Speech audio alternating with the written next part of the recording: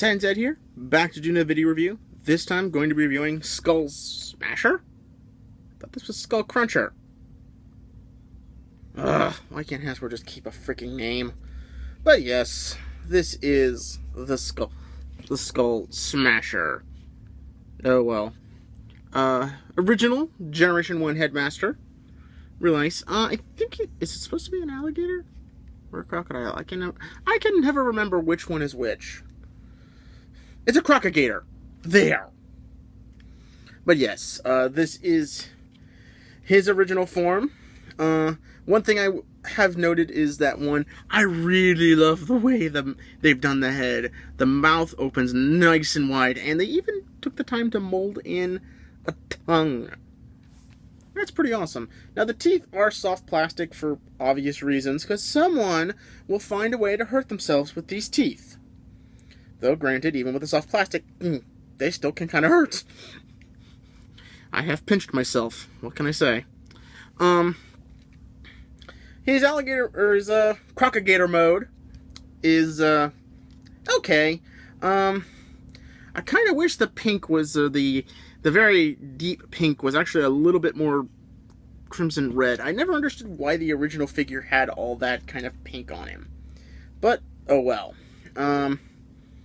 If I could only complain about one more thing, is I wish the tail wasn't so hollow and it was a little bit more segmented, kind of like Generations, or Classics Grimlock was. Because I think a tail like that would have done him a lot of good. Now, one problem a lot of people have been having is here in the back. That's the door for his Titan Master to sit in, and it's a soft plastic. Now, I can kind of understand why they did that.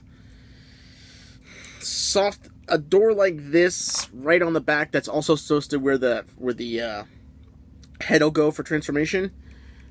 It would most likely break off a little easier if it wasn't made of something a little softer. Now, it doesn't feel quite as bad as other softer plastic materials.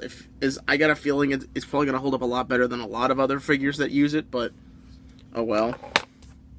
Let's see. And yes, I do believe, and this is Graz, his Titan Master. His really nice Titan Master. Now, I think in the the bio of the toy states that Graz actually has the power to make, when partnered with Skullsmasher, makes him nearly invisible to anyone's scanners. So he can easily sneak up behind someone and just wreck their shit. So, yeah. Now, the original G1 character didn't get a lot of screen time, mostly due to the fact that, Season 4 ended on the rebirth. So, he was just one of the vast Decepticons Galvatron found at the beginning of Season 4 for the invasion of Autobot City to get the key to the Plasma Energy Chamber.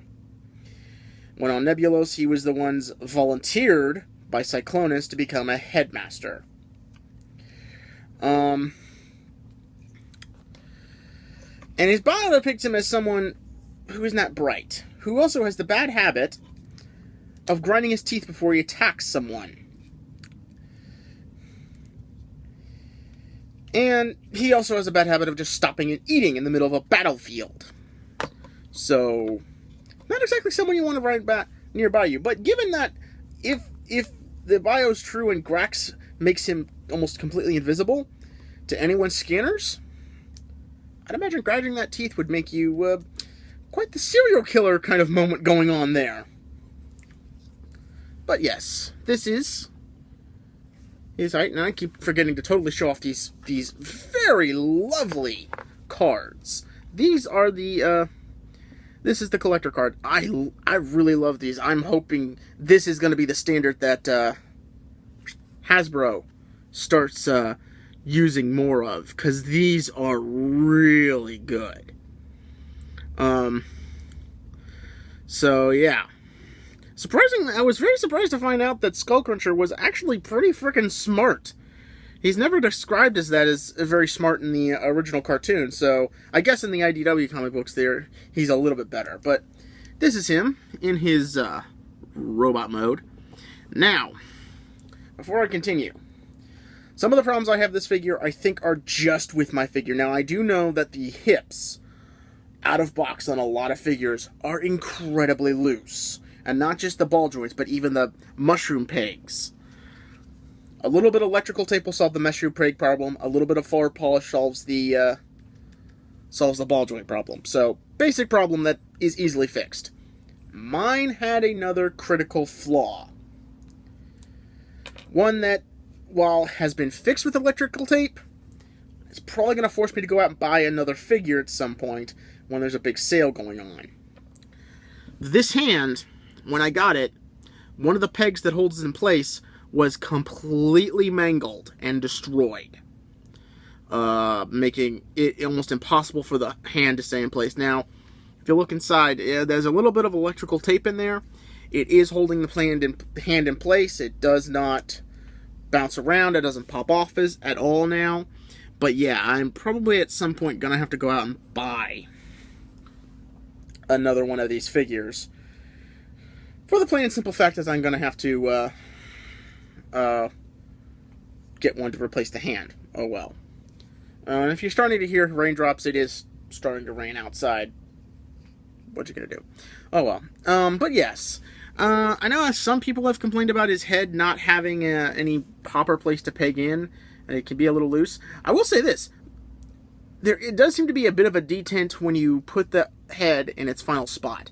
So it's not going to wiggle around, and as long as the ball joint on the neck is strong, that head's not going to wiggle around too much. This is what I was meaning by, this is resting here, so it probably needed something soft and rubbery to press up against so you wouldn't damage anything over time. But yeah. If I could only complain design-wise from Hasbro, is I kind of wish the feet would have had the ability to fold in and fill in the legs a little bit more. I really wish those animal feet could have folded in.